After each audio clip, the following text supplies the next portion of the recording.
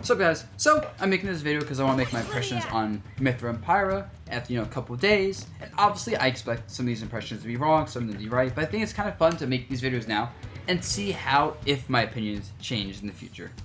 So, with that said, let's get into this character. I think this character, by the way, is probably like around 30th in the game on like a tier list, maybe like 20s even. I could see them pushing like top 10, but I think it's unlikely.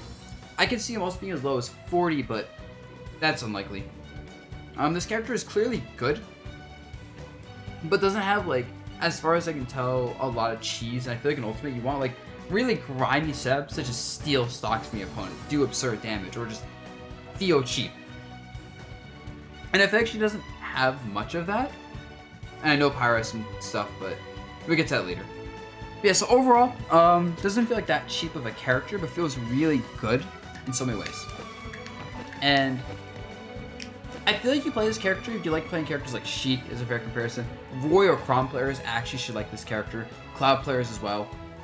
Basically, mostly people who, play sorties or play like, very fast, neutral-oriented characters. So not my type of character probably, but I'm going to give them an honest shot. So with that said, this character's neutral is just dummy good. Like, winning neutral with this character is not hard at all. This is a silly move in every single regard. Because, like, Bile Thing is already busted and it's on Bile with a very slow character. On Mithra, oh god. It doesn't lead into much, but that's fine because you have a lot of frame traps or just good follow-ups even though they're not combos. Like I said, it doesn't lead to stuff. I meant combo-wise. It doesn't lead to much. But things like this are pretty good because it's hard to avoid that and, like, you can, like, kind of put them in really shitty spots. So that move wins neutral for free. And then our ground speed wins neutral for free. Especially because all of her grounded buttons are good. Every single grounded attack she has is good. Forward tilt. Phenomenal move. It actually combos in some sense. Down tilt, we already know. Absolutely insane move. Things like that. You can do up smash as a mix up. Up tilt. Also insane move. And, like, these all combo certain sense. Even though combo, you can chase people, you can set up things. And what's cool about a lot of our combos is I see people doing a lot of things like, down tilt, like up tilt, up air. It's like, alright, this is cool and all. Like, you have 15 damage if you do it right. Or you can do things like maybe we'll do like up tilt this. 25 damage. And she's gonna have a lot of combos like that, where you have like 1 or 2 normals, and then you finish off with either an up B, a neutral B, or a side B. And you get like, 15 to 20 extra damage from that move. And that's your combo. And that's actually totally fine, because it puts you in a good spot to win neutral again, or hold the advantage state. And it's going to be a lot more reliable than things like this, because it's kind of the combo with their normals. And a lot of normals cause tumble at low percents. So you don't get to like hit someone and then like guarantee a combo if they're DIing well. Mixing it up. So yeah, what else is there? So that's really good. Even our smashes on the ground are pretty solid, just because they're fast. Like fast, not too much end lag. Like if this is max base, a lot of characters can't punish it too well. Down smash is like a very low committal option. Like legit, like doing this. If someone blocks it, sure they're punishing, but it's so fast and kills okay. Sets up edge guards potentially too, as you notice. And even like up smash, like it's very little lag. Like you can just do this. And if you miss it, not a big deal, especially if there's like a platform that kind of stops some timing. So, like overall, not the strongest smashes, but like a 120, 130 on say Cloud, you can start looking for them decently. Especially because she doesn't really kill with the aerials well at all, right? Even with edge guarding, I feel like her edge guarding is lackluster, which I'll talk about later. For aerials, they're all kind of good. I think like the forward and back are okay. If you're not really spacing with this, you're spacing mostly with your ground movement, all your tilts, even your dash attack, and even your grab, because her grab range is pretty decent. But then because she's so fast, she like gets into range to grab you from a lot farther than you'd expect. Meaning she can punish things as well. And her grab game is also okay. Like you down throw combos at like lower percents. You can do things like forward throw, tech chase setups, like so that's okay. I don't think back throw is too useful, but I could be wrong. I think up throw is kind of positioning as well. Yeah, it's like, the grabs aren't that rewarding, but it's positioning that matters. Oh, so she has a frame 2 jab, which for a sword especially is nice. Although I don't really consider like a true swordie because of her range is more like a Toon like Young Link type thing. But yeah, so the aerial is space within more for combos or like punishing things. The up air is a really good juggle tool though. Combined with her speed. If you like miss this, you can still frame trap things pretty well. So that's nice. But like it's so to actually avoid this, that's gonna lead to a lot of free damage. And it can actually kill if you hit someone with the right spot. Or that like high up in the air I should say. At pretty high percents to be fair, but still it's something. And then down air is pretty darn good for edge guarding. Like the angle set is pretty nice, has decent knockback. I guess Fairsen's at a similar angle. But down air is nice because like arcs below, so depends on the hitbox you're going for. And the back air sends them upwards, so you're not using that for edge guarding. Using that for comboing. Maybe even catching like people with bad DI and go for cool stuff. The one weakness that she has, that Pyra also has, but I'll talk about with Mithra, is that her edge guarding kind of stinks. Like luckily her ledge trapping is good because how spammable this is, and her general speed. And her juggling's really good. And she has this to punish people holding ledge. I'm not sure if there's 2 frames. But her actual edge guarding stinks because even though she can go out far, or go out fast, and has fast attacks, the problem is if you miss an attack, which is possible because her attacks aren't that big, her recovery stinks, and it's very easy to get reversaled. And like if you go out too far, even a little bit, you're just dead. Like here, I think I'm dead. Like I barely linked that back. Like that's probably as far as I can go. If I do like this for example, I'm so dead. Oh. Well, I'm dead there, obviously. Let me try this again. I die there. So, like, you can go out somewhat, but because she falls so fast, she can't hit characters recovering with, like, floaty recoveries, good airtime, multi-jumps, or if they can recover from really far away. I think she has trouble hitting that. And because she lacks a spike, which I guess Pyra solves that issue, but because she lacks a spike, some characters can be hard to kill. She also can't go too deep. Like, if I do this, I'm dead, see? So as a result, you're not going to edgeguard her much, which kind of stinks, because it feels like her speed and knockback would make her good for edgeguarding. But yeah, she's still a good character. I think, like, Mythra wins neutral pretty easily. And it's just, you don't have much room for mistakes because of the poor recovery. You also have a lightweight character. And your landing options might be a little bit sus. Oh, I forgot to mention, oh my god, which time? I mean Foresight. If there's anything that pushes this character in the borderline ridiculous tier, it's going to be Foresight. Because I've already been like escaping combos by advancing air dodge, and I get the frame 1 Foresight into whatever punish I want. And I can see a legit strategy just being running up to someone doing like a roll or spot dodge, just to bait out an attack, and instead of shielding the attack, you use this and get a big punish. And that has a lot of potential, and I've even scratched the surface of that myself personally.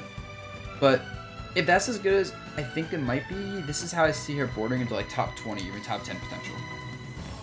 Because then you can do like Foresight into like switch to Pyra, do an attack, kill. Or even just Foresight low percent to get like a combo going. But yeah. Now, I talked for 8 minutes about Mithra, right? What about Pyra? And I'll be quite frank with you guys. I don't think Pyra is going to use that much, especially not as much as Mithra. Mithra is neutral and a good amount of your advantage. Not all of it. The issue I found with Pyra is that because she's like dock speed, if not, I think she's slower actually. Even like on the ground, she can't chase a lot of characters in the air. So that's a huge problem, right? And because her attacks are slow, you can kind of just see her coming and be like, oh, she's getting close to me, avoid her attack. And you can basically choose not to fight Pyra when you want to. With that said, I think if people are in bad spots or people aren't ready for like a quick switch into Pyra attacks, that's where she's good, right? Because she has, you know, I think her normals are not that great because she's slow, the normals are slow, they're bigger range, but they're not big enough to justify like how slow they are. Like she's not like Byleth range and power. Like she doesn't like poke down and break shields easily. Her grab isn't that good. And yeah, like